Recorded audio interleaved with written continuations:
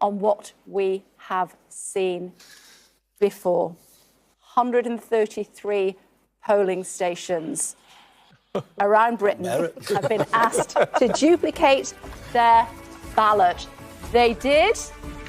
This is what's happened, ladies and gentlemen. The exit poll 2024.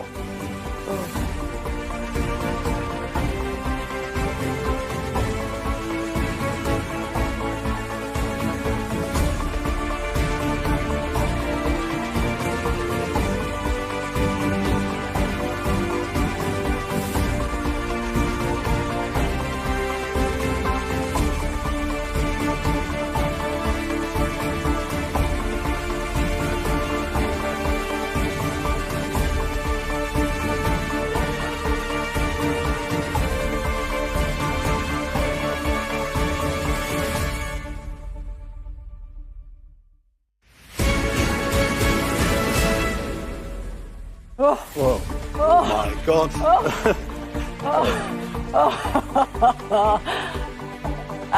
Yeah, you can see his face in just a second. You can see how Andy has reacted. Brilliant. A Labour landslide and then some. Conservatives on 131 seats. Labour 410 seats. The Lib Dems on 61 seats. What a campaign he has had.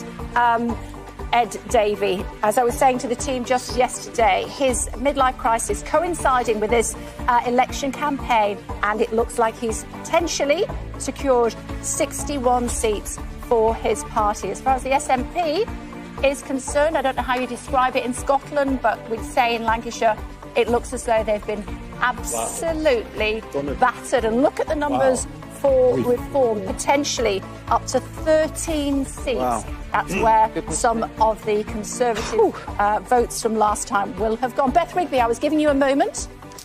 Go. Yeah, that is an incredible result. If you think that Starmer said he had to climb a mountain, he has scaled Everest there and taken off into orbit. Looking at that, that is implied majority. If this is correct, and it's only a prediction of 170, it would be the second biggest Labour majority ever, only slightly behind Tony Blair in 1997. It is an incredible result when you think Labour in the last general election had its worst performance case since 1935. They were written off. They were consigned to perhaps a decade or more out of power. It is, I would say, a landmark moment. It's been half a century since any Labour leader won a majority, the last one being, of course, Tony Blair.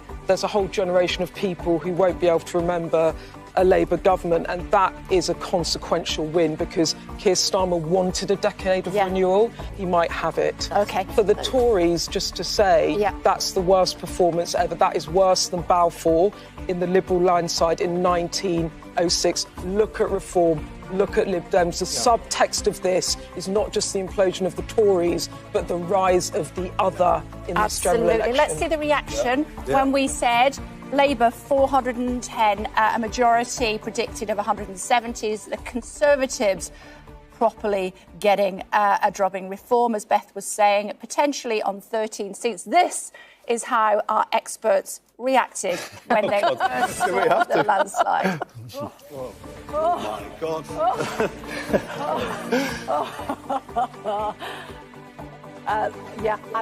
You can see his face in just a second. You can see how Andy has reacted. Brilliant. And Labour. Let me put some meat on those bones for you, should I?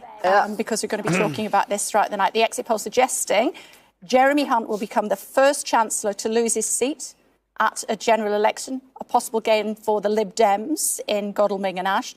Also possible Lib Dem gains, Alex Chalk, Justice Secretary in Cheltenham, Lucy Fraser in Ely and East Cambridgeshire. She is, of course, the Culture Secretary. Other Cabinet Ministers the exit poll suggests are likely to lose are Grant Shapps, Defence in Welwyn, Johnny Mercer, the Veterans Minister, The exit poll saying it's too close to call for Richard Holden. Basildon and Billericay. An early declarer that as well. Could be first. Penny Mordaunt in Portsmouth. You're running out of people who could potentially be the next leader. Victoria Atkins, the Health Secretary, in trouble in Louth and Horncastle. Steve Barclay, DEFRA in I say good every time you... No, you can't. You can't. Play nice, please. We've got a long way to go. Mark Harper, Forest of Dean. Transport, Mel Stride,